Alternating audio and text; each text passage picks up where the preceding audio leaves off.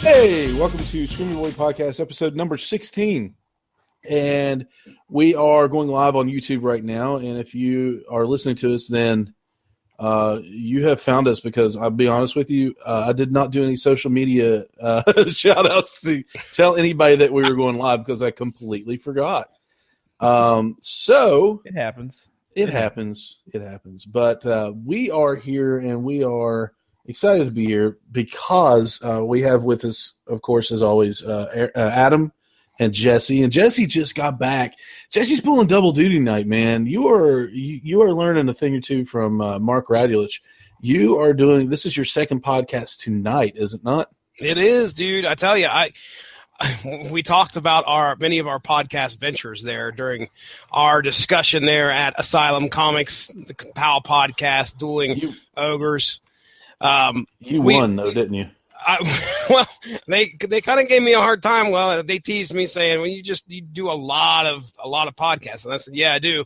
So we get done with the podcast, and we're all kind of standing around. I said, "Well, guys, I gotta go. I gotta go to do another podcast." So that's awesome. Here I am. I made it, man. I made it to Screaming Boy a little bit after 10 p.m. on Saturday night. I'm glad to be here. Good. We're glad you're here.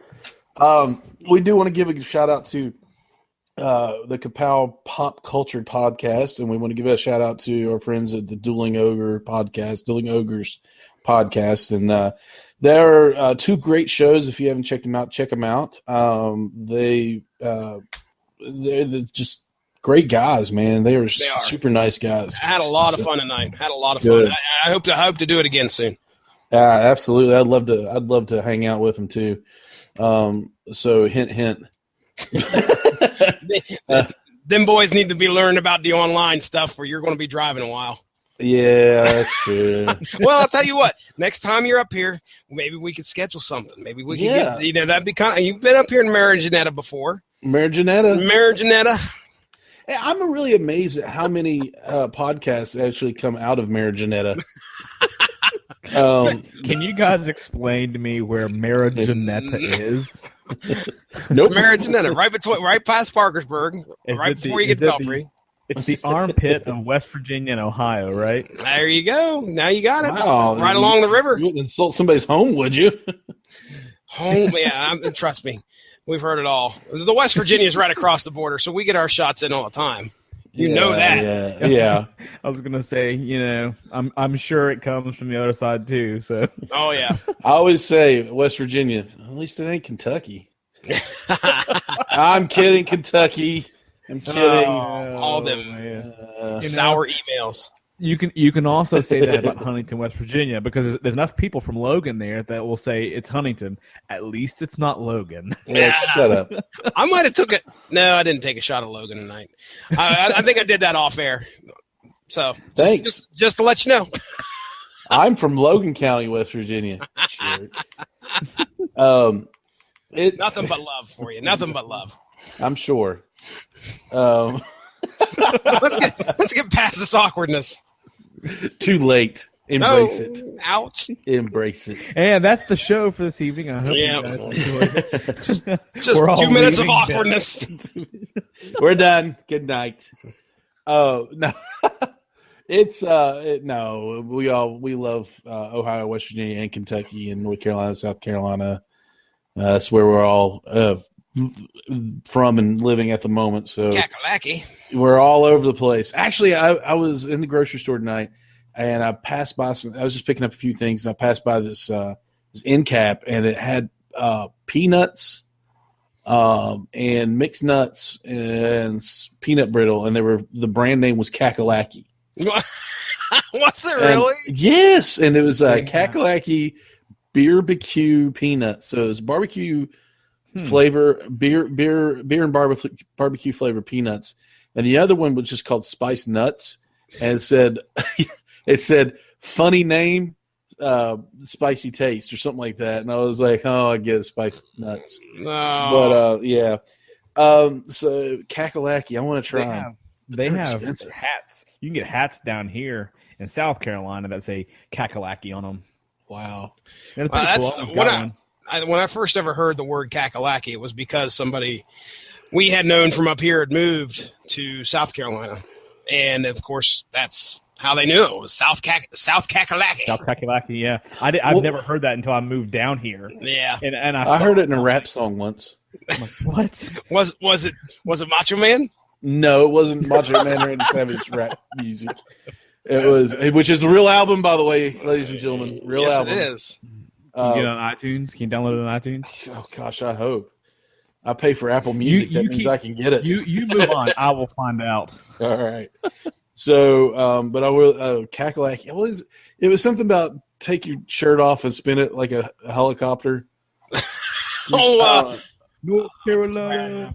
North Kakalaki, rise up, take your about. shirt off, spin it like a helicopter. It was a classy song. 2000, early 2000s, if I remember correctly. Yeah, I don't know. I don't even remember who did it. That's sad. Something Boy, if I remember right. I'm serious. It's not Soldier Boy. Tell him. Soldier Boy, tell him. I can't remember. I'm not sure what you just. I think I found it. What is it? What is it? Randy Savage. Oh, not Randy Savage. Be a man, Hogan. You can find the whole album on YouTube of Randy Savage. Oh, YouTube, what can't you do? can also find it on iTunes as well.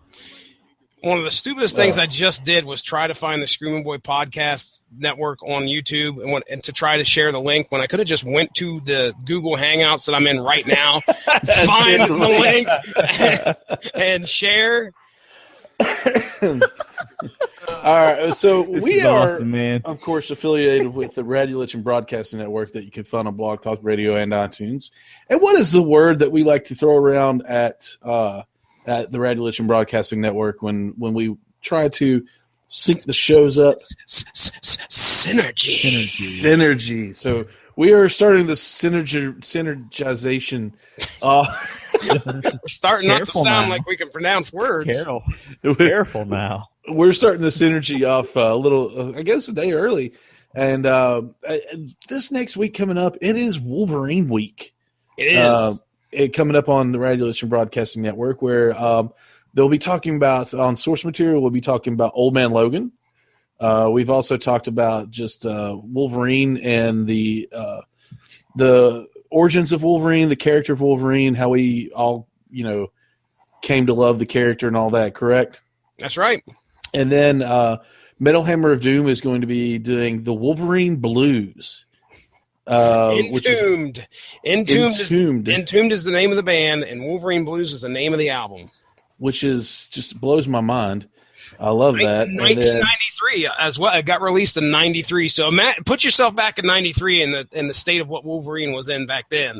Oh Lord! Height. I'm gonna say that. I could almost agree. I could almost agree he was becoming a very popular character at that. That was also the time. It started about then. I think I was reading Wizard magazine.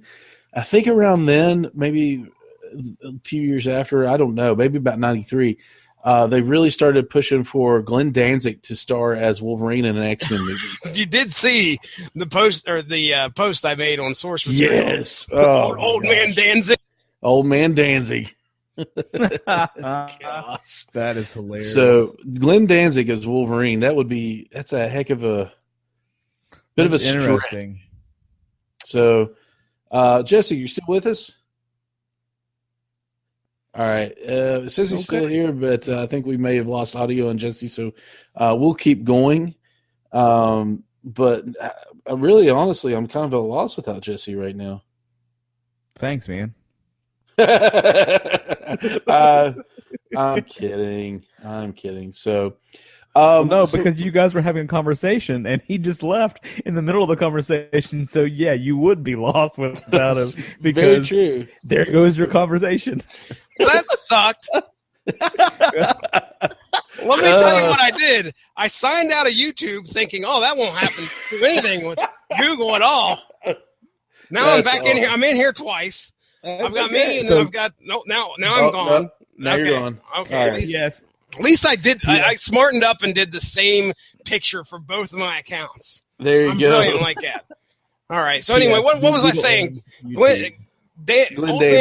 Old man Danzig. Yes, I got him. He's on stage with the claws. Paul Danzig. Paul. Don't sign out. Don't sign out of YouTube again. Don't do Jeez. That. So, I guess we're going to start off with. I did have the chance on opening night. Well, technically tonight is supposed to be opening night, but you know how that goes in the movie watching world.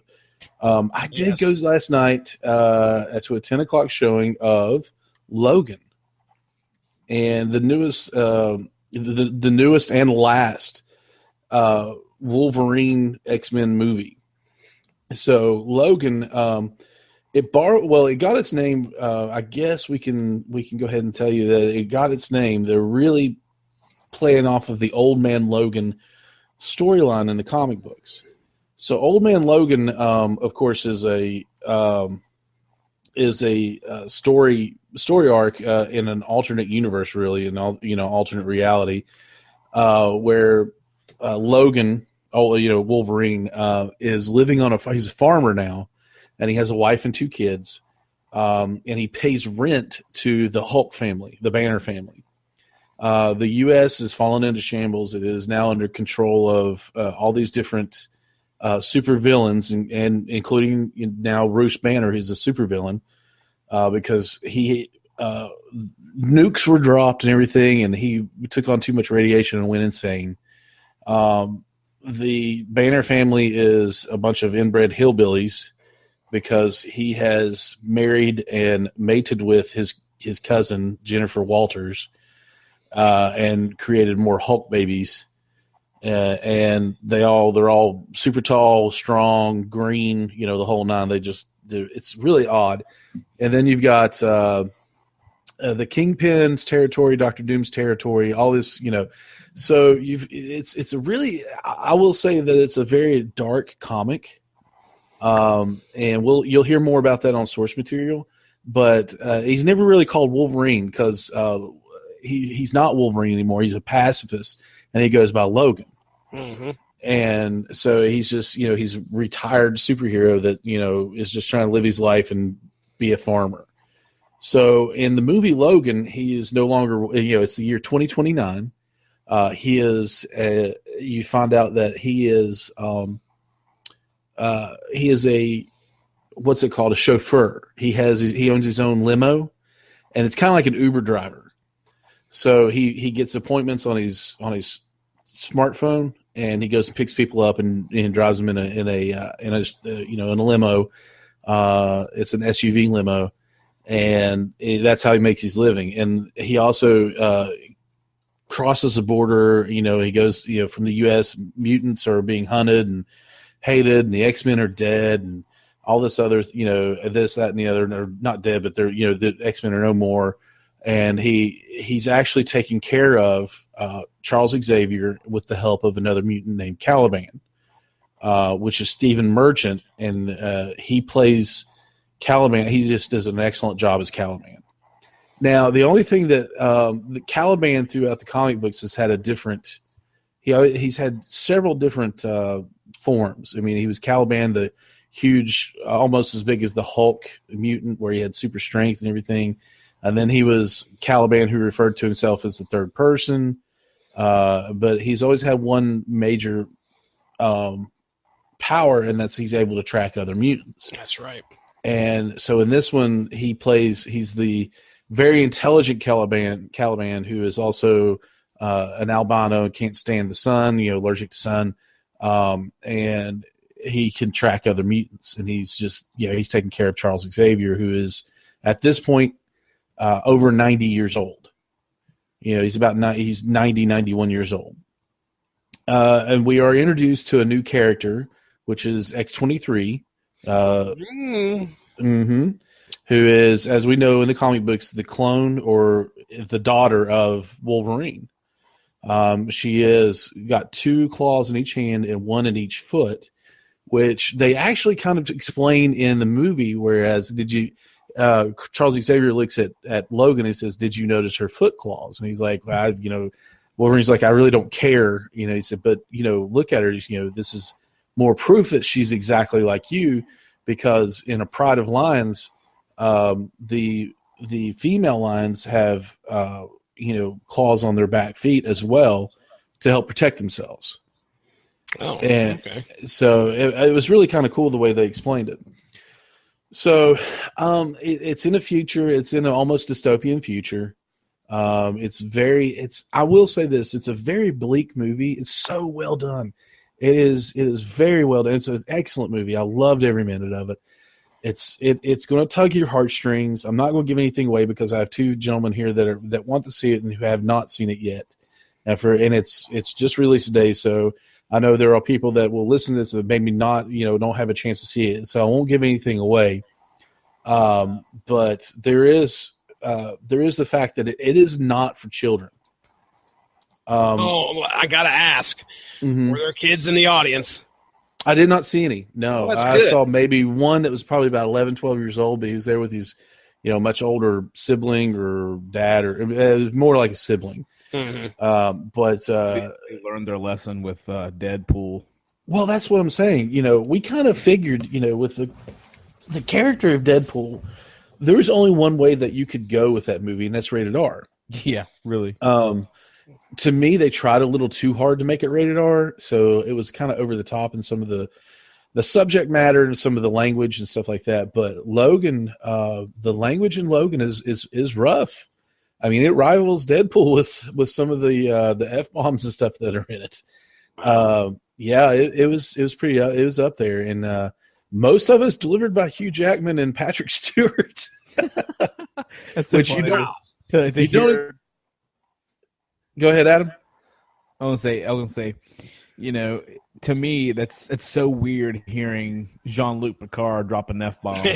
Yeah, well, to me, I never really watched Star Trek, and even for people that are Trekkies and did watch Star Trek, I mean, he's taken more of a Professor X persona now. Make it so, mother. Oh wow! But it's so far in the future that they're old men now. I guess they just don't really care. And Logan is a hard drinker, and it's kind of a hopeless future for him. They're trying to protect what mutants are still around. That haven't been rounded up and imprisoned or shot or whatever, and they're trying to protect them. And I tell you that because you could pretty much read that on Wikipedia or wherever. But they're trying to lay low. Well, Logan isn't.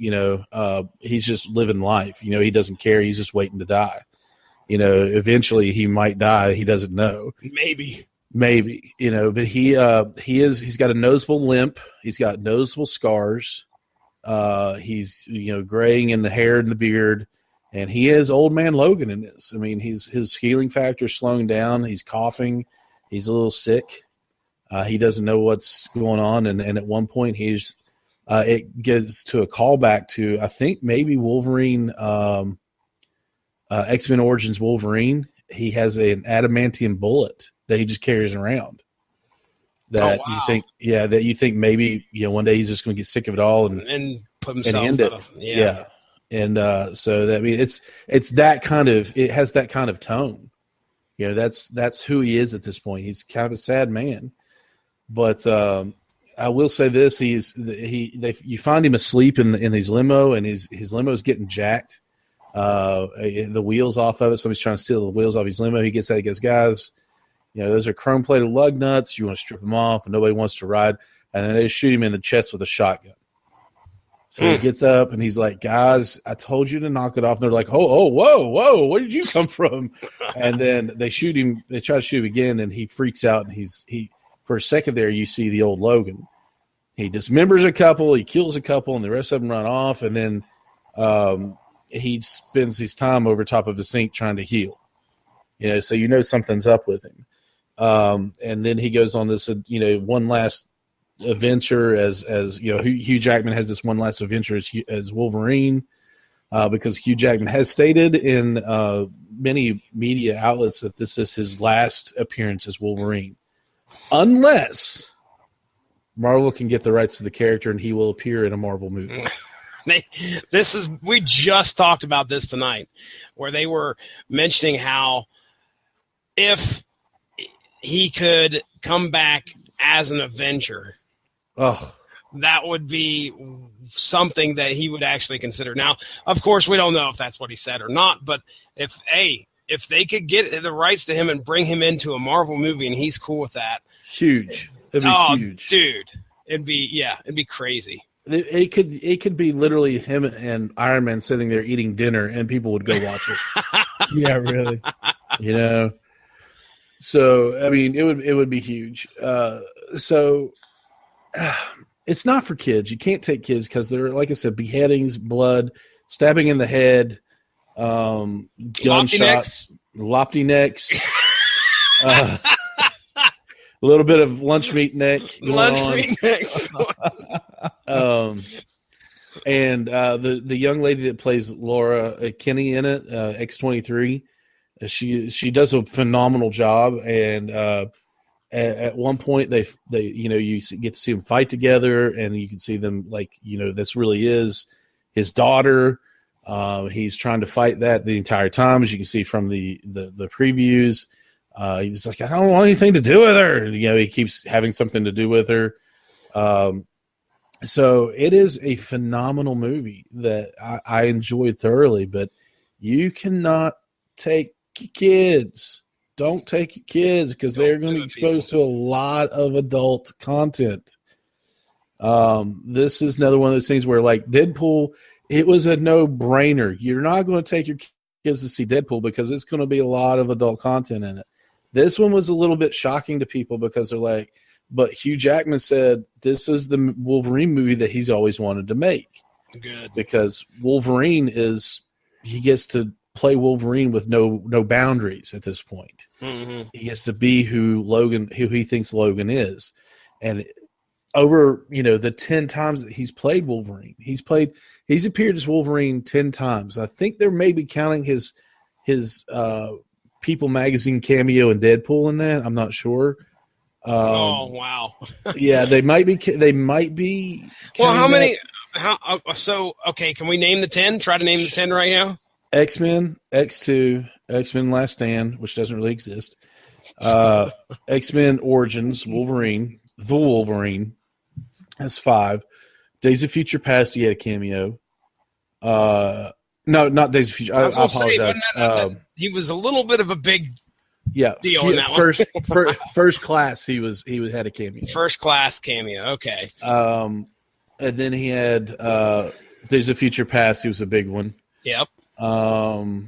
That's 7 right there. Are we counting Old Man Logan, or are we counting Logan? Yeah, okay. That's 8. There's 8. And then, do we have any other mutant movies other than Deadpool? So we'll just throw Deadpool in there. That's 9. What am I missing? Adam, help me out. 10. I'm trying to think. You got to him before I did, before I could think about it. Like I'm trying to think of the other obscure movies that he may have just you know how he'll do a cameo in. And I want to say these are all Marvel based movies, right? That's what I'm saying though. But I want to say there was a movie where he walks down the hallway and somebody's like, "Hey, Logan," you know what I mean? Like, what was that? Am I thinking of another movie? But I feel like there was a group of people and he kind of walks down the hallway and they just kind of wave hi to him and he just grumbles at them. All right. Well, I'm looking here at films. His X-Men First Class, his face on the cover of the Sexiest Man Alive People issue, his Alkali Lake Rampage and X-Men Apocalypse. X-Men Apocalypse. He was in X-Men Apocalypse. Yep. And what part did he play in that? Weapon X. Wolverine. That's the one I was thinking of. That's the one I was thinking of. Yeah. So he was a huge part in that, really. Patrick Stewart apparently lost 21 pounds to play Charles Xavier as elderly. Yeah, man. I mean, Charles Xavier isn't old, but he's in his upper 60s to my knowledge. He's frail. It's a lot of weight. I mean, because no, I'm sorry, he's in his upper 70s. He's 76. I said upper 60s, but he's in his 70s. and he lost 21 pounds at the age of 76 to play a part in a movie. When you start losing weight like that at that age, that's kind of sometimes can be that's dangerous. Mm-hmm. You need that. So you need that on you. You need some meat on the bones. So there is no mid-credit scene or post-credit scene in this. Boo. I mean, there's not much. There's nowhere else to go with it. Boo. There's nowhere else. This is his last run. Well, I mean, there is a place to go with it, but it's not with him. Right. With her, but you just gotta see where. Now, let me ask you a quick question. This is kind of for my own knowledge. So, X-23. That's you know what I'm talking about. What you is know what I'm it? talking about when I say X-23, the girl super weapon, right? Yeah. Is that the girl from Logan? Is that her? Yeah. Okay, that's what I wanted. I wasn't sure exactly who it is. Because that's what I wanted to make sure of. She is now taking the mantle of Wolverine because she was a teenager when she was first introduced in the comic books, and she's grown and she became a member of X-Force. I think she was a member of the X-Men for a while, and now that we were going to get into this, since Wolverine in the comic books has died, they killed Wolverine, the current Wolverine as we know him. Since he since he died, she took up the mantle of Wolverine, and she wears the yellow and black suit, and she has the claws, and she has the wingtips on the mask, or whatever you want to call them, that shaped his hair forever. And she no matter how many times he washed it. Yeah, it just stayed like that. But in this movie, he doesn't have that hair, and it just he just brushes it back, and he has a full beard for most of it, most of the movie, and it's really a different take on Wolverine. But in the comic book, awesome. He looks awesome. But in Old Man Logan, the if I'm not mistaken, the comic book, does he have a full beard in that? I think he does, because I haven't read the comic book in years, but yeah, I'm leaning towards no, but I could tell you for sure. Yeah, I thought maybe I'm getting confused. It's all right, man. We'll find out. Go ahead, keep talking. But this storyline is my favorite storyline of all of them. Like I love the Old Man Logan storyline, like the whole kind of post-apocalyptic future where Hulk has his kids, and they really just run around terrorizing everybody. Yeah. It's such a good storyline. I love it. I'm still looking. I gotta find the freaking gotta find the comic. Now, what's the storyline where you meet Wolverine's son? He has the two claws that come out. Daken. I know that he was a primary player in the Dark Avengers, Dark storyline. And me and Ronnie actually did a show. Are you still there? Yeah, I'm here. Okay. Yeah, I'm having. There's some network difficulties going on right now, and okay, just making sure. It's ticking me off. I was worried that I was lost to the ether. No, sir. Me and Ronnie actually did a show on source material for a what if story. Now, Adam, are you familiar with the what ifs from Marvel? With what is it now? They're called what if, like what if this or what if that. There was actually a series that ran for. No, I've never heard of that. Okay, well, pretty much what it is like they would do like one shots of alternate history for Marvel. So like, cool. What if I'm trying to think, like, what if the Avengers lost the Evolutionary War? What if Spider-Man had, well, one of the big ones that we were just about to do here, I'm thinking about doing is like, what if the Hulk killed Wolverine? Well, because I've actually done what if the Wolverine killed the Hulk. Well, I figure we need to follow it up with that. But anyway, the point is, me and Ronnie did a show called, it was on what if Wolverine father.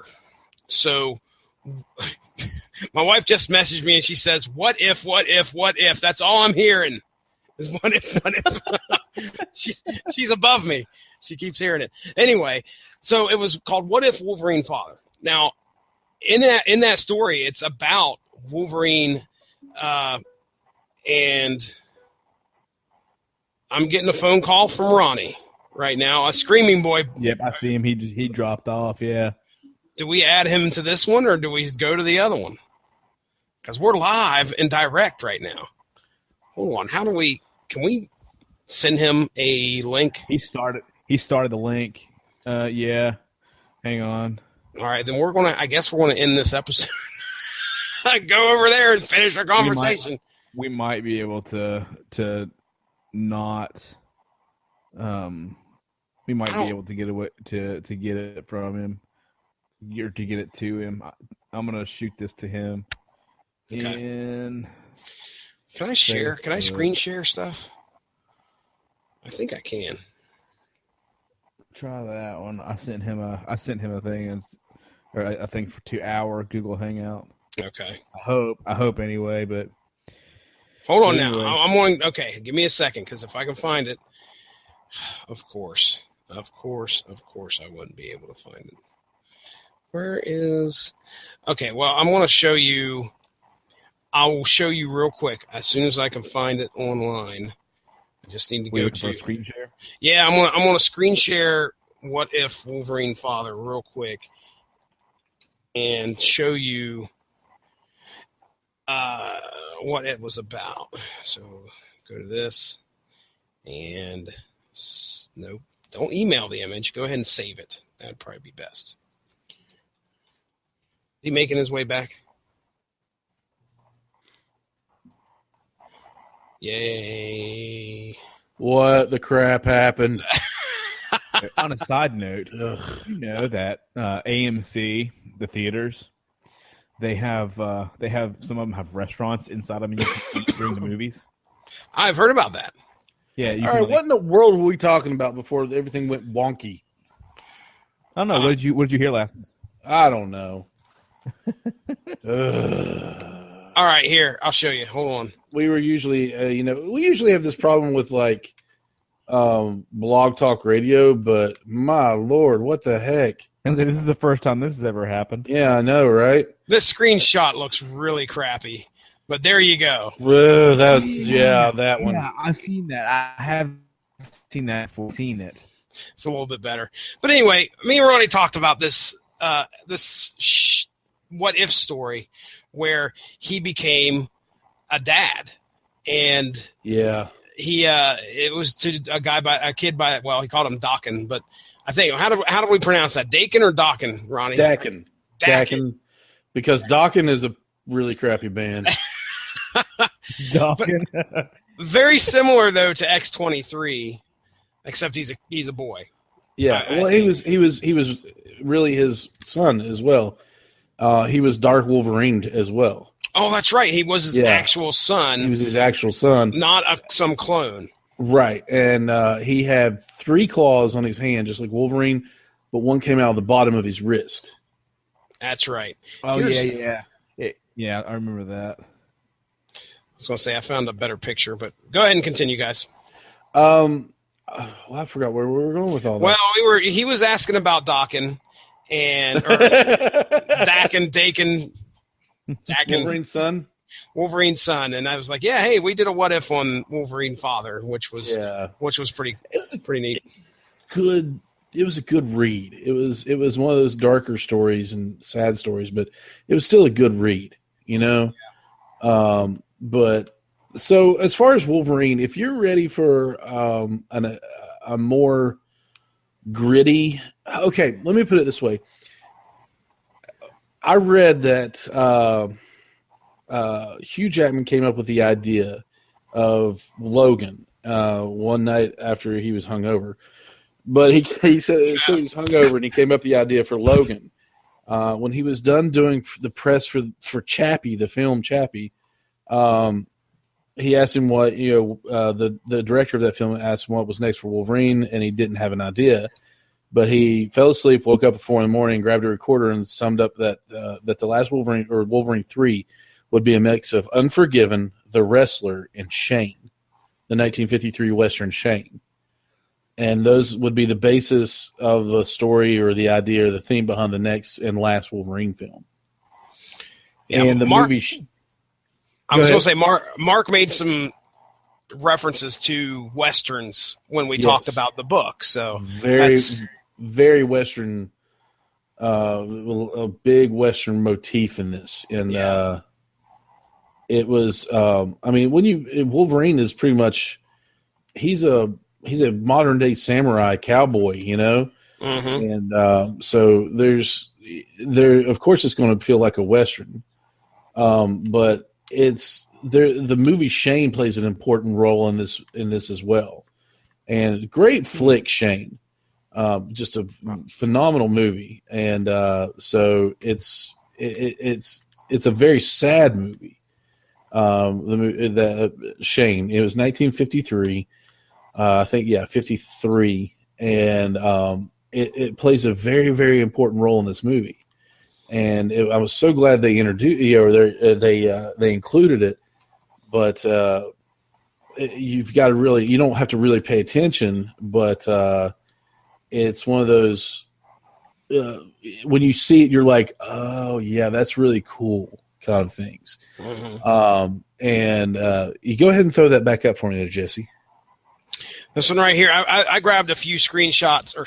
I grabbed a few pictures off of the internets, and the interwebs. As you can see here, we got comparison of is that a shot out of the movie with Hugh Jackman looking like that is a huge that is from the movie from Logan. That's what he looks like in Logan. Yeah, notice the scarring, the bruises, and all that. That's not healing. Yeah, it should. The white hair with the regular old haircut rather than the crazy hair. Yeah, that's cool, man. He's not Wolverine. I mean, he is, and they actually make reference to his real name, James Howlett. James Howlett. Oh wow. Mm-hmm. They're on the lam. They're on the run. Not really on the run or anything, but they stop at this family's house, or they help them, and this family invites them back for dinner. And he's like, "No, we got to keep moving." And from the car, you hear Professor X go, "That would be lovely, thank you." He's like, "All right, I guess we're having dinner." So he introduces X-23 as his daughter, and he introduces Professor X as his dad, Chuck. And they said, "Well, we're very, they're saying grace over there, and we said we're very thankful for our new friends, the Howlett family." Oh, wow! Yeah, and it shows him text messaging this certain person before he meets X-23, and her phone says James. That's what he's listed as, and her phone is James. Oh, interesting. Yeah. So, and he they make reference to James Howlett and all this as his real name instead of Logan. So it's really cool. It's a really cool movie. There's a lot of things you have to catch. Some things are kind of left unanswered, but you don't care because they're better left unanswered, from the past. So, for me, it was, there, on the screenshot, it just shows another, as he's looking on, another group of villains, the Reavers actually. Oh, the Reavers. Their debut. Yeah. They're some of they are the main antagonists in this movie. One of my first Wolverine stories that I remember reading actually in the comics involved the Reavers. And that was when, they took their purpose. They knew they couldn't kill Wolverine, but they tortured him.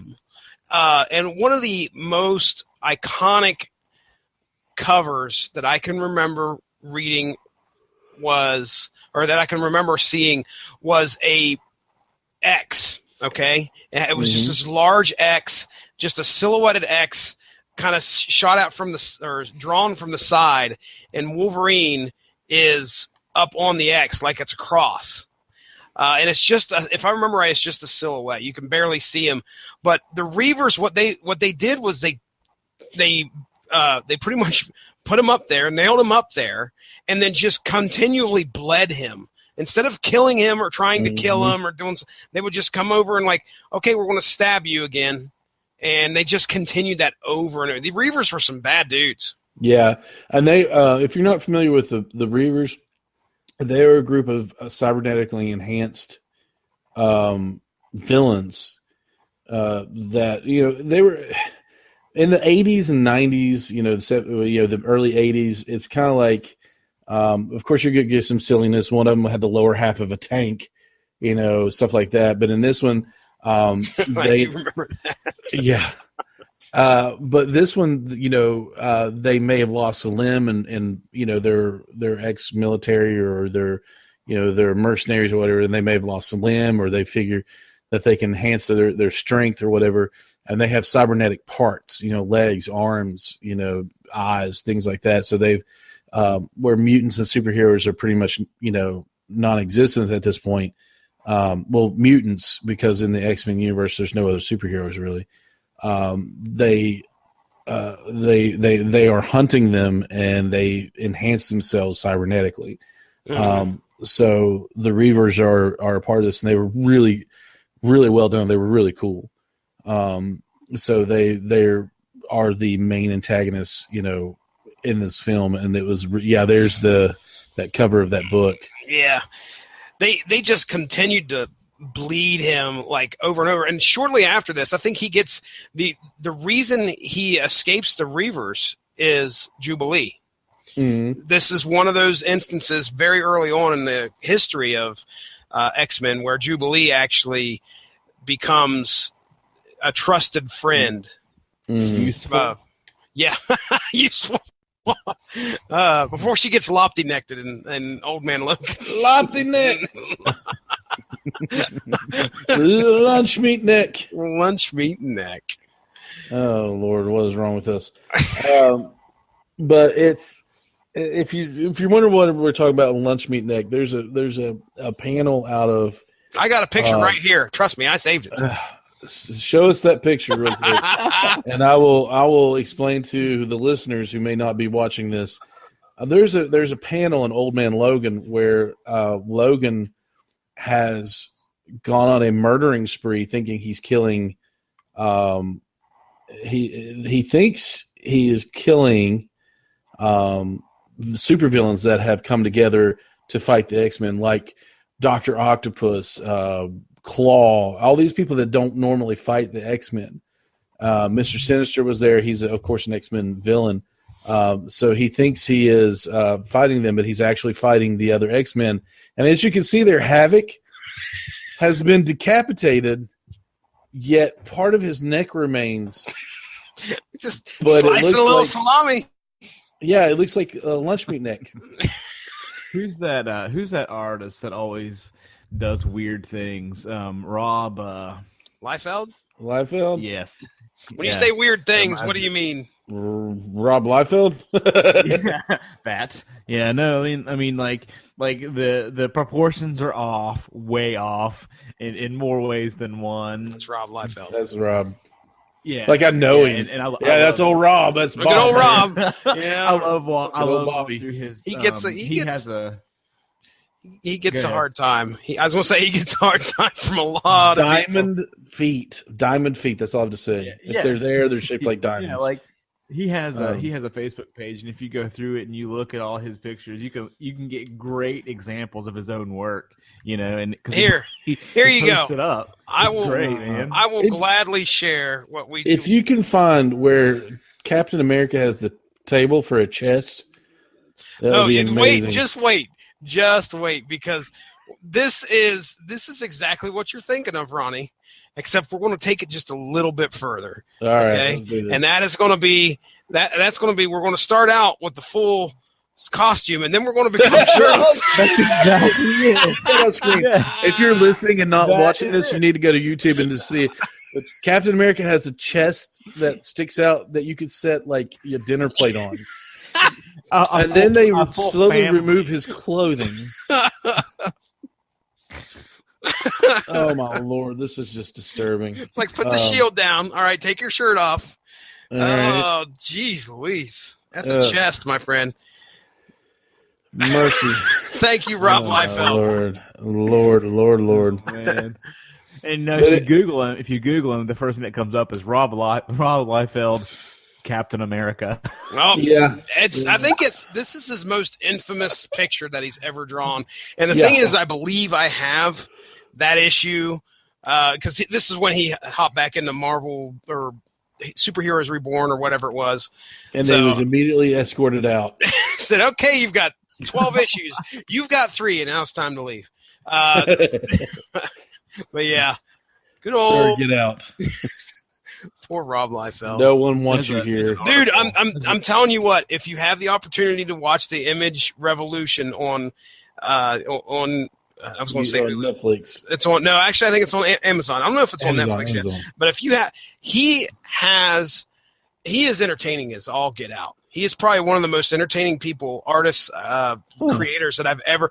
He will do impressions of some of the other guys that'll leave you on the floor. Hilarious, dude.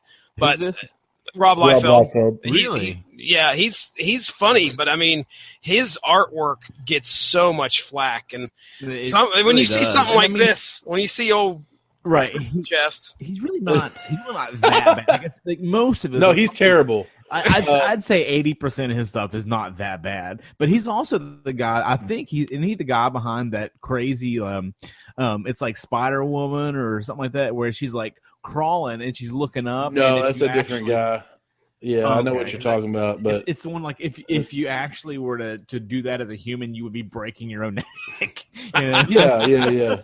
Well, no, it was they didn't like it because it was an over sexualized position for Spider Woman. Her costume hugged a little too much on her derriere, and it looked like she wasn't wearing a costume at all. So I can understand that. I mean, I get it. I mean, it was a little too. That was controversial. A little too revealing. It was pretty controversial, but it was. I don't know, but it's just one of those things where no matter what, comic books are going to be like that. I hate to say it, but they're going to be. Well, dude, I mean, you just pick up a comic book from the 90s. Any comic book from the late 90s. From the 90s. Yeah, it's ridiculous at how much there were certain parts of the female anatomy that were over endowed. That their boobs. It was a clear marker of who was reading comics at that point in time. And that was 15, 14-year-old boys. Bunch of yeah, and a lot of 20-year-olds having too much. There's a bunch of 20-year-olds having too much fun drawing them. Yeah. I mean, sex sells though. Sex sells. Wow. So Jesse has just put up a picture of Captain America drawn by Rob Liefeld and Captain America in real life as Chris Evans as Captain America if he were drawn by Rob Liefeld. Oh man, the inspiration! Tiny little head, big old chest and shoulders. That's brilliant. Perfect. Hilarious, Lord. So, well, the whole reason behind old Logan, they got the idea from Old Man Logan, but in the main comic books, in the main Marvel universe, Logan has passed away. And the Death of Wolverine was a comic series. It was a mini series that came out, and I think it was 2015 when the Death of Wolverine came around, and it was a rather sad book, to be honest with you, because you knew that it was not going to end well for our hero Wolvie. Because in the Death of Wolverine, at this point, Wolverine had lost his healing factor completely. So September 3rd, 2014, and it went on in the fourth issue was October 15th, 2014. So it wasn't, it was a couple of months there. So Wolverine, every time he popped his claws and retracted them, he ran the risk of infection, disease, anything like that, because he was gutting men and then drawing these things back into his arm. They were not healing, so he had open wounds on his hands. Anybody could come around and just absolutely waste him because he was, he had no protection, no healing factor. And finally, when he ran down the guy who was trying to, end it all for Wolverine, he had all these agents coming after him, trying to kill him. They finally ended Wolverine by pouring molten adamantium on him, which hardened as he crawled to, as you can see on the picture here, he crawled to the edge of this building, looked into the sunset, kind of smiled, and there it hardened, and there he sits. So we got an adamantium Wolverine statue out there looking at the sun. Before these panels, it went through the history of Wolverine. You see him in his blue and yellow costume. You see him as Patch. You see him kissing Jean Grey. You see him in World War II. You see him teaching at the Jean Grey School for Gifted Youngsters. You see him with his wife, Mariko. I want to say Mariko. Yeah, I want to say Mariko as well. As samurai in Japan, he ran. It goes pretty much the whole gambit of who he was. My question to you guys, in here, in this encased in molten adamantium, do you think he's still alive in there and just can't get out? Oh man, that would suck so bad. Ooh, I have nightmares of stuff like that, dude. Yeah. I mean, you're stuck and you can't do anything, or just claustrophobia.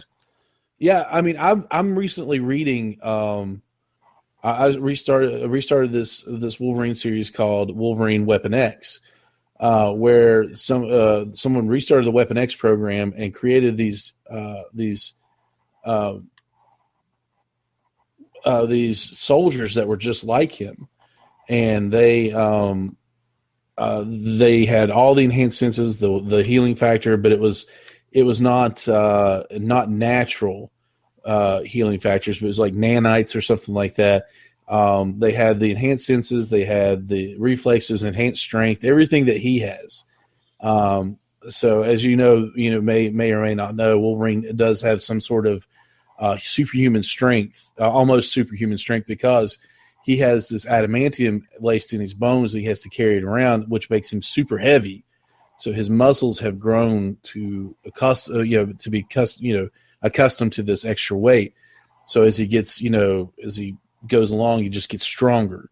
So it goes, he picked up Ursa Major, which was a Russian superhero who turned into a bear. He lifted Ursa Major over his head and threw him with ease. He's lifted 10 guys, in a big, bar fight above his head. They were dogpiling him, and he just picked him up and threw him. So he has some sort of enhanced strength. Mm-hmm. And then their claws were laser, like they were like almost like lightsaber blades. And so he finds out who they are, and he goes on to say, "There's not many things in this world that scare me, except for the ocean." He said, "I'm not a big fan of what may lie beneath, the mystery of the depth and everything, and the fact that that may be the only thing that could kill me would be drowning." So he could possibly die by drowning. So did he drown in a molten adamantium, or did it just encase him, or he can't move? Well, see, my thought behind that is so let's say he drowns. The whole point of drowning is you lose oxygen, you can't breathe. Okay, right. So even if he did get dumped in this adamantium, it takes away his oxygen, he can't breathe. So I think he's probably dead. Okay, now we have been, if you're going to go with just straight up drowning is going to be your, that's going to be your, what am I saying here? Your weakness. Right. Okay? Your kryptonite. I, again, direct you to Civil War, where the man's body was burnt off of his skeleton. Right. Came back. Now, correct me if I'm wrong, but you cannot breathe without lungs. Okay? He had no lungs. There were no lungs there. He had no lungs. He regenerated from that. The man was lungless. I'm telling you, there's no way to kill this guy. However, again, another plug for our what we were talking about with Wolverine Father, there was a way to kill Wolverine, or at least wound him to where he would not regenerate. Yes. And that was with the, what's the name? I want to say Mass Immune, but that's not the right. Was the Metamucil blade? Massamune or whatever. Massamune blade or whatever. So you could slice. It's the Massamune blade. Massamune. It's the Muramasa blade. I think is that what Muramasa? Yeah, I think that's how you say it. I could be wrong, but it's definitely that is Mura Masa. Yeah, you could stop. You could pronounce it 9,000 ways. Either way, you could use that, and you could, because he uses that to kill his own son in that book, right? So that's they find that is a way to kill him. I don't think drowning is going to kill this guy. I really do not. That's just my opinion. I don't care if he's scared of drowning or not. I'm scared of being encased in. I'm scared of being roasted to nothing but my skeleton as well. Okay, but if I can come back from that, I can come back from being. As soon as you bring me up, his healing factor is going to come in. So, Adam, you're trying to say if there's no oxygen, maybe that's what ties to, as if oxygen can assist his healing factor. Well, see, you brought up a good point in Civil War. He had no lungs. There's nothing there. There was I know he is lungless. I can see the panel like right now, like where he's just bones with like the claws coming out. Then like you see all the tendons and stuff start regenerating. Like there's that one with the eyeball, and you know the panel I'm talking about where it's just and I see the one with like the 4 things where he burns alive, and then there he is again. Well, I think if I remember correctly, I mean it took a little bit for him to come back. I would hope that it would to come back from that.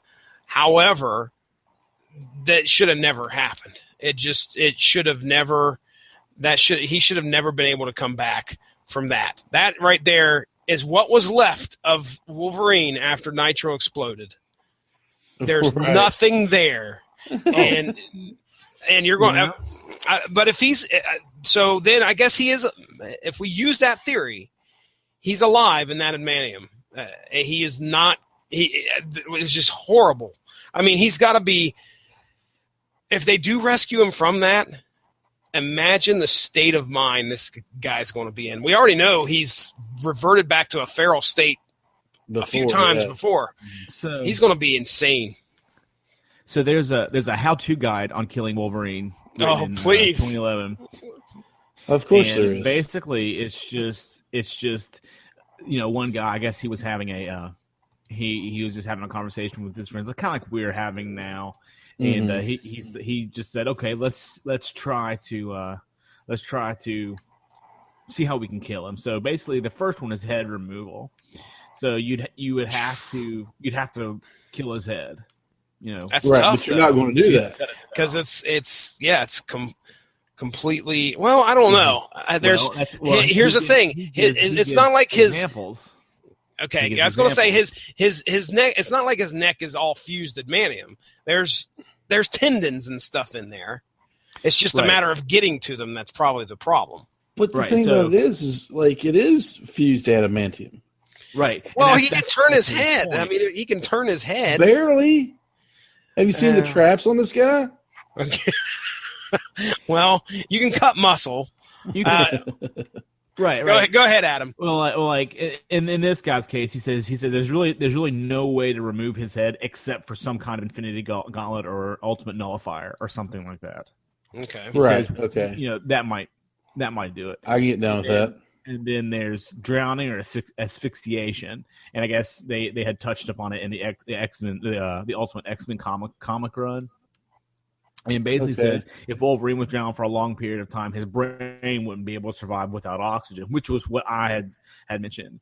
But he said it would be more likely that it would more than likely have to be for quite some time as his brain continuously tries to heal itself. Yep.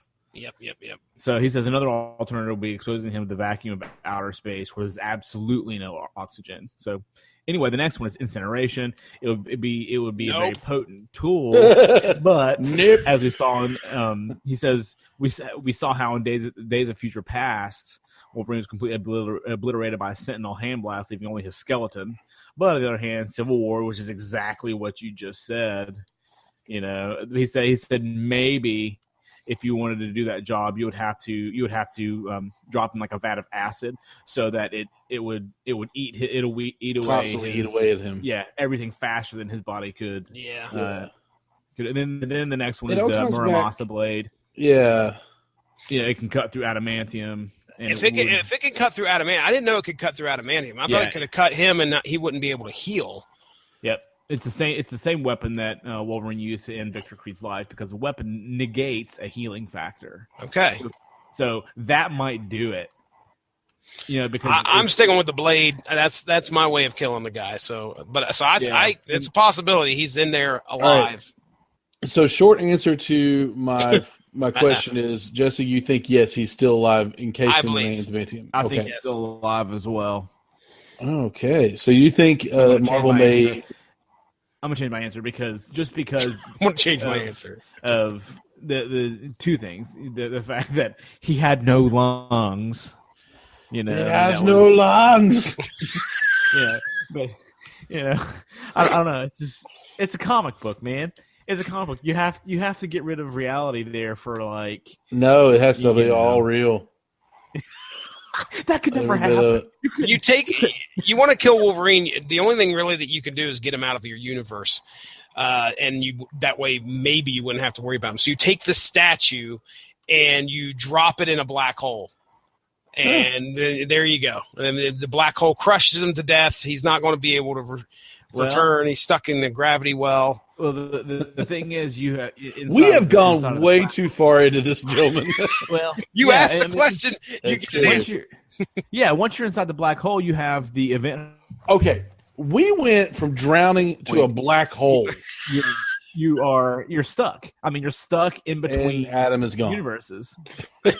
So Adam's in the black hole himself. So where are you going with this, Ronnie? Then what are you trying to ask us this question? What's next? Have we really seen the end of Wolverine? Have we, no. Has Marvel killed him off? Now in the current comic books we have Old Man Logan that has been transported from his reality to the current Marvel universe, and he goes from searching for his wife and kids and everything to join the Avengers again, and so we've got that going on. We got that going for us. So there's that. But I mean, are we going to see? Have we seen the end of the Wolverine as we know him? Well, my feeling is that they'll bring him back. I don't know how they're going to get him out of the statue, other than completely liquefying it again. That's really the only thing that I can think of. How about you, Adam? I'm sorry. Well, I was actually reading another theory. Oh my God. I was actually doing another podcast. I forgot I was on this podcast. No, it actually involves time travel. So you would love this one, Jesse. Oh, nice. Okay, we don't have time for that. So time for no time travel. But back in time, you would. So, what do you think, Adam? Do you think they're going to bring him back? Who, Wolverine? Like, seriously, I have no clue what you guys were just talking about. Yes, Wolverine. Do you think the Marvel Comics will bring back our classic Wolverine at some point? Only if, I don't know. Like they've done how many movies? We did at least 8 movies with him as a character in it. So no, not movies. We're talking comic book. Oh, probably, yeah. Comic book. Yeah. Yes. Yeah, comic books. Yeah, this whole theory going on about the movies, but with comic books, like, yes. They do everything. Yeah, they absolutely. You'll probably see a classic Wolverine come back with the yellow costume and stuff. I'm going to show you guys something. I'm privy to just doing a podcast at a comic book store where I learned about this tonight. This is 13 hours ago on Bleeding Cool. I'm going to go ahead and share my screen. Boy, I don't know. Can you guys see that? No. Okay. For about a split second, I could. All right, hold on here. Let me go back to my screen again. I need to go to that tab. That right there. Can you guys see that? No. Dang it. Well, let me go ahead and bring this down here and pull this over here. It's a good pod right here. I know, man. It's sad because I'm trying to share it, then I maximize it, then it doesn't maximize. Then I'm going to go over here to this right here. That's not what I wanted. I want to go to this right here. Why is it showing that? That's not what I want to show. Well, all right. That's it for the night. Yeah. Here. There. So, how's that? Make My Marvel. We relaunch titles, not with number one, but with legacy numbers. What? 13 hours ago. What does this mean? Now, the thing is that from what Jordan said, now granted, he may not have had the opportunity to read the whole article, but you know how Rebirth has occurred in the DC part of things, where they're bringing back some legacy characters. Yes. Apparently, Marvel's taken a shine to that idea, and the fact that, well, fans like that idea as well. So be prepared. We love that idea. We may be seeing. Here comes Wolverine back because he's a legacy character.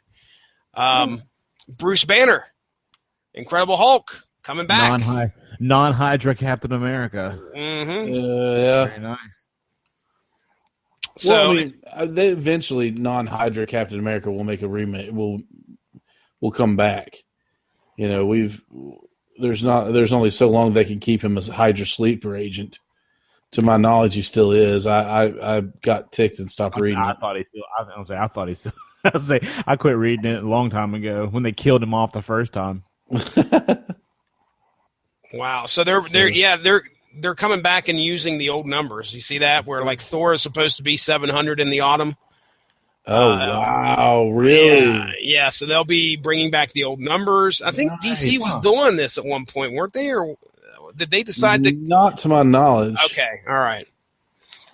So anyway, there you go. Yeah, so I could see Wolverine coming back, but that would be where that's where I would put him if it were me, because everybody's I can't tell you how many articles I read on if he's gonna put on the yellow costume, is he gonna do this? Where's the yellow costume? That yellow costume was. It just doesn't work. Tread lightly. It just doesn't. I know. Tread lightly. I'm a yellow costume fan. I'm a yellow costume fan, but do you honestly think that it would work in 2017? In the time of where we look at things, as nostalgic and what's the word I'm looking for? Retro. You don't think it would work?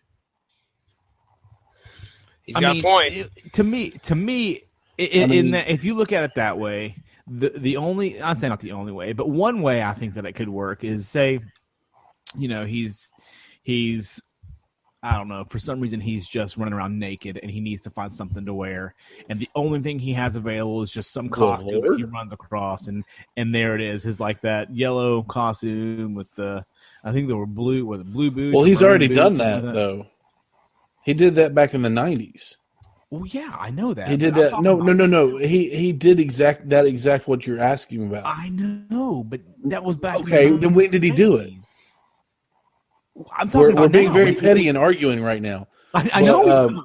I know, but this is very important stuff, Ronnie. But in the Todd McFarlane run of Spider-Man, he actually Spider-Man was called up to Canada, or Peter Parker was sent up to Canada to take pictures of Wendigo attacks, and for the Daily Bugle. So he goes up, and naturally Spider-Man is on the prowl trying to find out what's going on because his Wendigo is kidnapping little kids and killing them, and he wants to find out what's happening. So Well, who else does he run into? The old knucklehead himself. He runs into Wolverine, and who's doing the same thing. So Wolverine knows it's not Wendigo, but he gets into a fight with Wendigo, which completely shreds his 90s costume. And I think it was like brown and black or something like that. I can't remember what the exact colors, but it was like golden brown. Shreds it. Yeah. So he goes back and he puts on the yellow and blue. And Spider-Man makes a comment about it. He's like, easy. This is the only thing I had to wear. And coming to find out, in that comic book storyline, it was one of the hunters that was actually doing it, and they were. It was kind of a child molestation, a serial killer storyline. It was a little dark, but dark. Yeah, so it was really dark for a Spider-Man comic. So it was really weird. But Indigo was proven, yeah, there we go. It was that costume that got shredded. Mm-hmm. And it was, Wendigo was proven, innocent. So it's one of those things where, like, in the time of like the hipster era that we live in with retro, I think it could work. It could. I'm just saying, like, I mean, I don't know. You would have to do it right, because I mean, look at the conversation you and I are having. It can get real heated really fast. I know, right? You know what I mean? So you would just have to do it correctly, and I think that given the right person, then I think they could do it. I think they could do it, but well, let's move on real quick. So, as much as we know, in Wolverine, Logan, James Howlett, and as we know him, not Old Man Logan thing, is dead, is no more. So that happened, and that has happened. So that was a huge hit. 2014. It's now 2017. It was almost 3 years ago that I can't believe it was almost 3 years ago that Wolverine died. Wow. Yeah. So it was a big like, oh my gosh moment, just like when Captain America died in the comic books. Everybody's like, what? You can't do that. Wolverine is like, what? You really can't do that.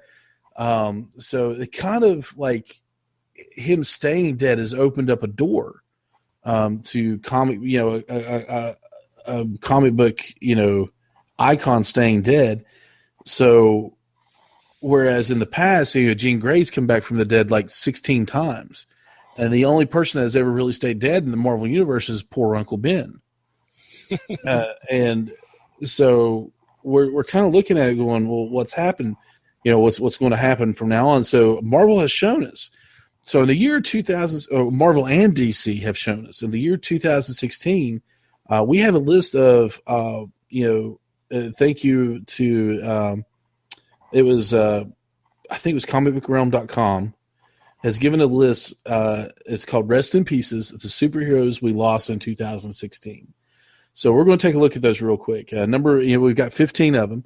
So number 15 in January of 2016, Elixir. Are you all familiar with Elixir from the X-Men? No, I am not. I've never heard of this dude. Me either. So is it a dude or a girl? It's a dude. Okay. So I've heard of Elixir. Elixir was one of those newer guys back when. Do y'all remember the storyline where a bunch of the New Mutants, or I think it was Skin and Jubilee and a few others, were crucified on the lawn of the Xavier Institute for Gifted Children? I can't say I do. Well, that happened. So Elixir was one of the healers that they got, and he healed everyone except for he didn't get to Skin in time. Oh. And at the time, Skin and Jubilee were an item, and he died, and Jubilee kind of went off the deep end. And I think since then, Skin came back. Was she a vampire at that time? No, she was not a vampire at that time. Okay, She's a vampire right now, though. Okay. So Elixir actually was in January 20th, on January 20th, 2016, in Uncanny X-Men #2, the Dark Riders, a team of bounty hunters, trying to take out any mutant healers that can, they could help them survive the Mpox, mutant pox. They actually killed Josh Foley, aka Elixir. And he stayed dead. Number 14 was Superman. Oh, May 25th, 2016. But ladies and gentlemen, this is not the Superman that we know. This is the New 52 Superman. And it was actually in a storyline called The Final Days of Superman. And right before the new Rebirth series, they actually killed off that Superman, who was kind of a D-bag, actually. Mm-hmm. He wasn't the fan favorite Superman that everybody knows and loves. I mean, he was, he had his fans, but he wasn't the Superman that everybody knew. He wasn't Lois Lane's husband. He was like macking on Wonder Woman, stuff like that. So they actually got rid of him, and it was all a big confusing, plot twist, and nobody. I didn't care. Number 13 in May 25th, 2016, Pandora. Oh, this is the Rebirth issue, isn't it? Yes, I remember this. Pandora was actually killed off by Dr. Manhattan. Yeah, they say most likely. It's not Dr. confirmed. Not confirmed because not confirmed. it was a flash of blue light. And what happened here is they drew that parallel to how Rorschach. Yeah, he vaporized Rorschach. Yep. So, yeah, I remember reading this issue, and I didn't understand that connection until I had to have, I think it was Cole Meritet, explain that to me. Very interesting. Mm-hmm. So the next one, number 12, was War Machine on June 1st, 2016. He was actually the first casualty. James Rhodes was the first casualty of Civil War II. Civil War II, yeah. So I think there's going to be a few on this list from that storyline in there. Yes, there is. So they took they took this new Inhuman who had this precognition power. He could tell you a future that may or may not happen. So they kind of got word from him that Thanos was going to do something. They went up to space to stop Thanos. Thanos punched Rhodes in the stomach and made his insides go out his back. Jeez. And completely destroyed him. Yeah, there is a picture of it online. I actually read this, and I could not believe they killed Rhodey, who was actually dating Carol Danvers at the time, who was the leader that took him into. What did he ever do to him? Right, I know. I mean, so I know what Rhodey did to him, but I mean, so James Rhodes, best friend of Tony Stark, and wearer of the War Machine armor, is now no more in the Marvel universe. I'm just going to tell you right now, you do not want to get within arm's reach of Thanos. Well, no, Thanos he's a Titan. You don't want to. Right. And he would be the one guy that I was like, okay, he can be on that planet over there. And I'm going to stay right here on this planet. Man, I wouldn't mess with that guy at all. When he switches planets, you just go around and go back like, well, I'm moving. Looks like I'm moving to a different planet. Don't you get near me. Thanos is here. Shoot. Okay, number 11, Vin Vision. On July 13th, 2016. Vin Vision is actually he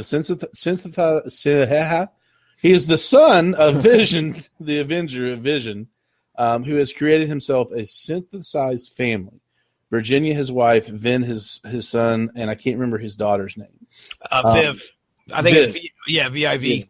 Viv, okay. And it actually says Avenger Victor Mancha, who is a runaway at one time, inadvertently caused fatal damage to Vision's synthezoid son. Yeah, right there. Oh, it's getting late. It's so hard to say these words. So he caused damage to Vision's son, and it was fatal. He died, and which was really odd coming from Victor Mancha, because that is not who he wanted to be. If you ever read Runaways or most of Avengers Academy and things like that. Okay. So next on the list, number 10 is the Hulk. No. July 13th, 2016. Another casualty of the Civil War II storyline. They actually get another vision from Ulysses, and the Inhuman that the Hulk has gone on a rampage and killed a bunch of people.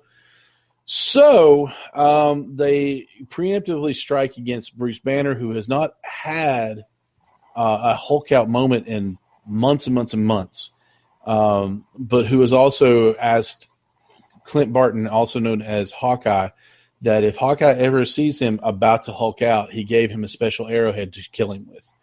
So as they're sitting there, he can see Bruce Banner getting agitated, and we don't know if he was going to Hulk out or not, but Barton shot him through the eye with it. Ouch. And straight into the old brain pan, and dead is our classic Bruce Banner. Wow. All right, now let's think about the names that have been on this list so far. Two of the heavy hitters, although albeit Superman was not the Superman we all know and love in reality. But, I mean, we got Superman, we got Hulk, we got War Machine. Some pretty big names. Big names. I mean, those are the biggest names on the list right now. Yeah. So number 9, Superwoman, who was a new 52 version of Lois Lane. She had what kind of electricity powers, you know? Yeah.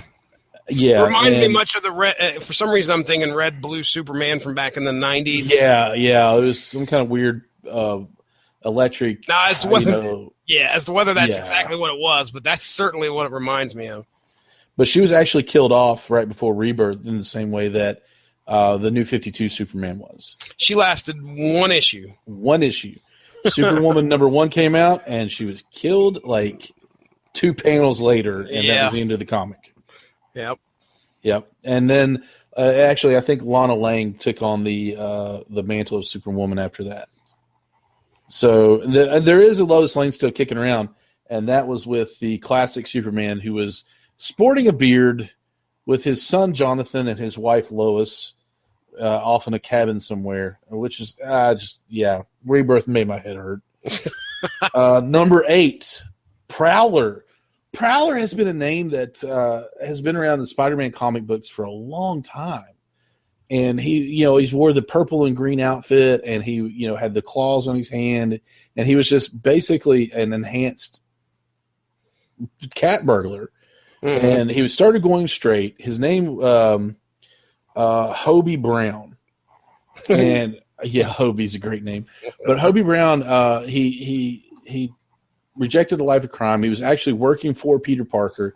He knew Peter Parker's secret as Spider-Man, and he actually posed as Spider-Man for him to make sure that no one found out that Dr. Parker, now he's Dr. Parker and is the head of Parker Enterprises and a billionaire, which is really weird to say from Peter Parker. Yeah, no kidding. But he posed as Spider-Man to make sure that no one knew that Peter Parker was Spider-Man. And there was a whole clone saga going on with the Jackal, and he actually was fried, and he was fried by Electro's girlfriend. I can't remember her name. Francine, I think. Yeah, it's right here. It's Francine, and she accidentally, or not accidentally, but she kills him despite Jackal telling her not to. But fear not, Hobie Brown has been successfully cloned. All right, good. So he's kind of back. I think we're going to see a lot of kind of backs because of that freaking clone conspiracy or whatever it is. This one killed me. Victor Mancha. He was. I was first introduced to him in the Runaways. He was a great character. He's actually the Vision's brother. Oh, the Vision and Victor Mancha both were created by Ultron. And Victor was created by Ultron to be be this great superhero, join the Avengers, maybe lead them, and then all of a sudden flip the script, turn on them, and kill them. But he rejected his programming because he was more human than he was machine at that point. So he said, I don't want to be like that. I don't want to be like my quote-unquote father. And he became superhero. Angry that her son has died at his hands, Virginia Vision puts her fist through his chest and pulls his heart right out his back and kills Victor Mancha. Crazy. So he is not coming back from that. Number 6 on the list in October 2016, October 5th, Multiple Man. Oh, Jamie Madrox? Yeah, in the Death of X storyline, the X-Men go to, I think it's Genosha, and they reveal that the Terrigen Mist is actually poison the mutants and it makes them sick and they die. And this whole facility is run by just a few mutants and Jamie Madrox. And Madrox, of course, is multiple man, so he could have been like 400 of him and like 16 other people. But everybody there is now dead, and they catch Jamie, the original one, on the throes of death, and they figure out what happened, and he dies. Oh, so every one of his every one of his duplicates died, including the original. So anytime in the past you see a multiple man die, it's been one of his duplicates. Yeah. And he's tucked away safely. But not anymore. Multiple man is now, due to the death of X storyline, he's gone. He died an agonizing death of Mpox. So you gotta get vaccinated, folks. Number 5, Apollo. Apollo is someone I'm not really that. Me either, dude. Is this one of the mythical gods or something from like Thor era stuff, or what are we talking here? It is not even Thor. It's are we getting into DC now? Oh, this is Midnighter and Apollo. Okay. Yeah, he's one of the controversial couples because he and Midnighter were a couple. That's right, they are. Yeah, Midnighter was one of the first homosexual characters that DC came out with. And but he is, I think it's DC, yeah. And no, wait a second.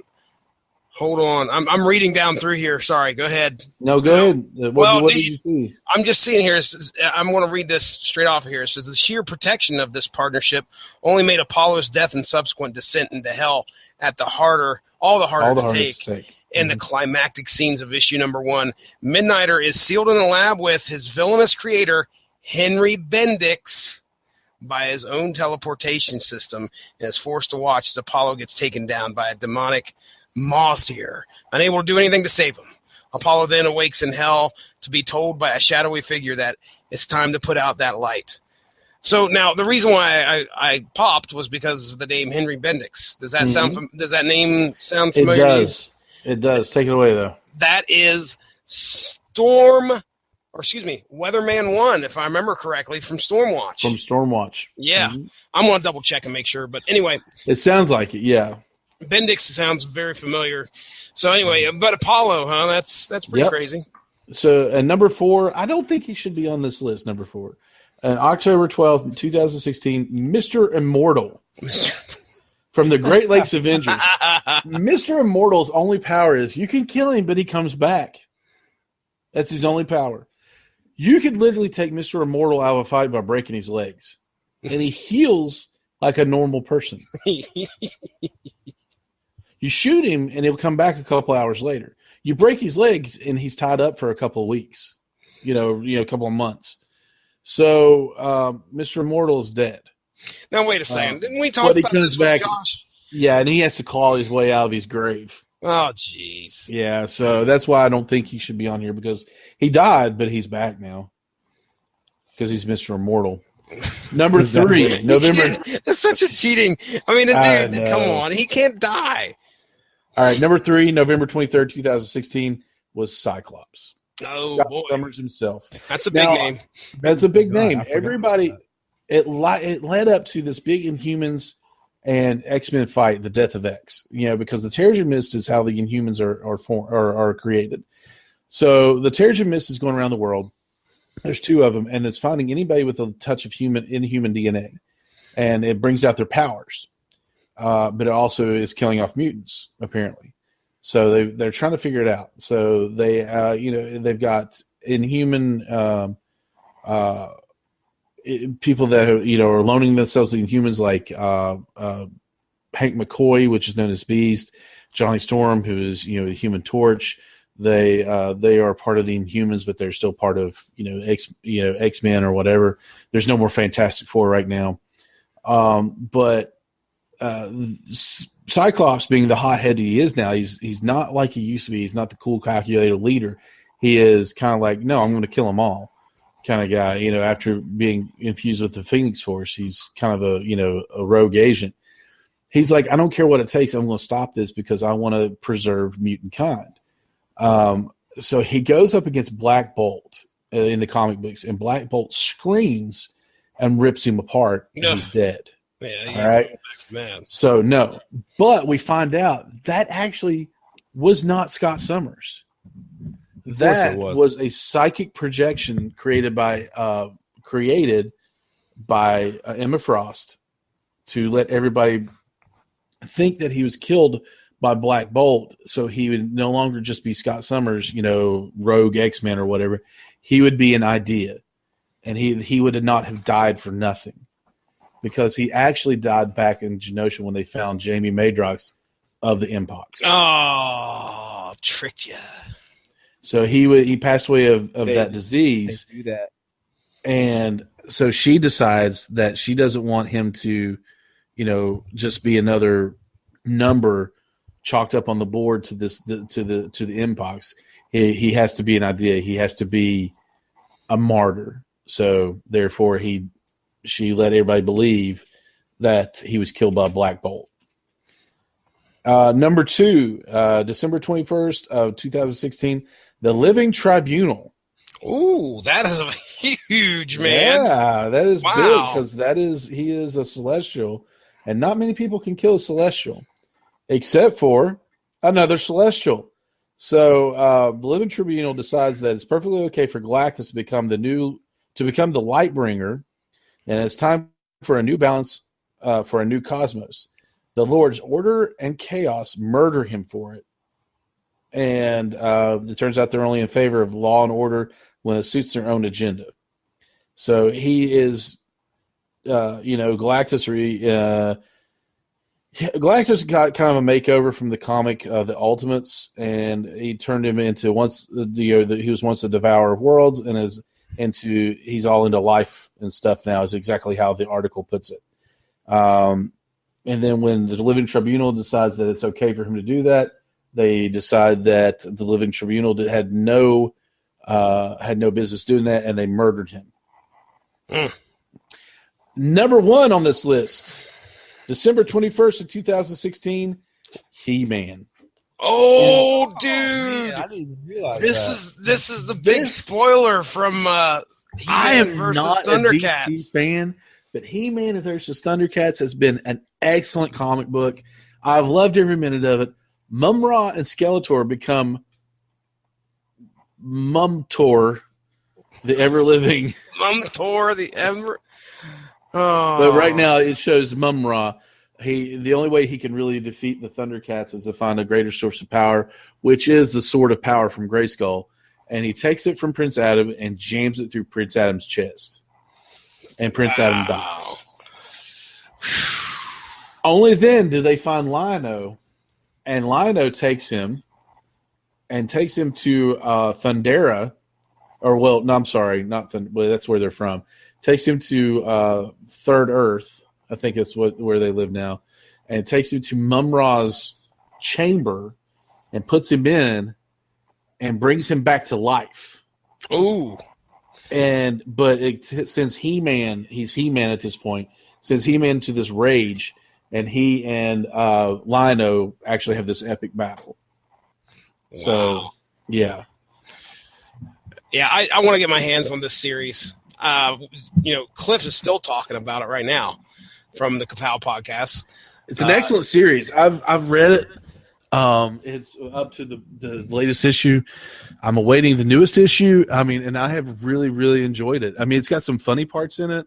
They use some vernacular and language that you would not expect of He-Man or the Thundercats. Or Mum-Ra or Skeletor, like "Don't piss me off" or something, things like that. I'm like, Mum-Ra would say that. What's going on here? Yeah, just little things, but it's funny. It kind of fits. So it's a lot of fun. That's what they're having with it. And I'm normally not a big DC fan, but this has really caught my attention, and I've enjoyed it. Cool. Well, that was a fun list. It wasn't bad. I mean, we've lost some people. Some I don't think, like Mr. Immortal, should be on there. The death of He-Man was kind of a shocker for me, even though they're going to bring him back somehow. Yeah. But that was a big one. That was a big one because they left you on a cliffhanger with that picture of Prince Adam having the sword of power shoved through his chest. So, and it's bloody. That comic book is bloody. I mean, like, it's kind of out there where they're like, cutting things in people's faces, and Lino has a slash down his face, and he's blind in his left eye for a little bit, and until he can heal up, and it's not really for kids, to be honest with you. Well, very nice. Very nice. A lot of shockers on the list. Had a lot of fun listening to it because I wasn't. There were a few on there I was privy to, such as Superman. I knew he had died. Yeah. But I remember seeing that picture of He-Man getting the sword of power and like, oh, man. So, yeah, it's I recommend Death of X. I recommend He-Man versus Thundercats. I don't recommend Rebirth, but Jesse might recommend Rebirth. There are some good storylines in there. Definitely recommend Old Man Logan. Please read it. Please tune in to the Radlich and Broadcast Network where we talk about it on source material. Speaking of source material, Jesse, tell us what you got going on. Over there, we've talked about just about darn near everything we've done. I tell you what, go back to, this Friday today was our introduction. Monday is going to be Old Man Logan. But if you go back to this past Monday, you'll be able to catch me and Ronnie talking about one of the greatest mashups. One of the greatest mashups of comic book history. And like I said on that podcast, 1 + 1 = 2. It should be the greatest character of all time in comic book history. And that is Amalgam's Dark Claw, where Wolverine and Batman came together in one glorious universe called Amalgam Comics. So me and Ronnie took our time to listen. We talked about that first issue, the first and only issue of Dark Claw #1, and I might have rapped at the end of it. You might have. That's what you can call it. I might have rapped, sir. I might have rapped. There was a letter. Oh, yeah, buddy. But anyway, go give that a listen there. We're on iTunes. We're on Stitcher. We're on blogtalkradio.com. We're also on iTunes. So if I haven't said that already. But, hey, go also give the Radlich and Broadcasting Network Facebook page a like to stay up on top of all the great podcasts that we have to offer. And don't forget, Source Material also has a Facebook page. If you've got something that you'd like to hear us talk about, hey, you better talk to Mark first because he's the guy that schedules everything. But if you want to suggest something, do not hesitate to send something our way. I guarantee you we will do our best to try and discuss any book that's out there. I'm up to talking about anything. So I want to thank you boys for having me on here, and I had a lot of fun. And that's it. Am I still? Did Ronnie drop? Adam, no, I'm good. I'm here. I'm here to say something. I'm done. Jesse, you're awesome. Adam, tell us what's going on. Well, I'm not doing any other podcasts except for this one. I'm not as good as Jesse, but you can find me at AdamRunyon1 on Twitter, and that's it. That's all I do. I'm easy to find. All right, so you can find us on Twitter. Any social media material, any social media outlet, Twitter, Screaming Boy PR, Instagram, Screaming Boy Podcast, Facebook, just look up Screaming Boy Podcast. We have a Snapchat, but I don't understand it because I'm old and I don't want to mess with it. I'm pretty sure it's Screaming Boy Podcast. But we have all of those. Please add us, like us, do all that stuff. You can find us on iTunes, Stitcher, TuneIn, and the Radlich and Broadcasting Network. Please go on. Give us 5 stars. Say hello. You can email us at info@screamingboy.com. Check out our website, www.screamingboy.com. It's undergoing some growing pains right now, so we'll have some fresh stuff on there pretty soon. Right here on YouTube, Screaming Boy Podcast. Guys, we love you. We hope you have a good night. Tune in next time. We're out. My hip hop will drop the shot.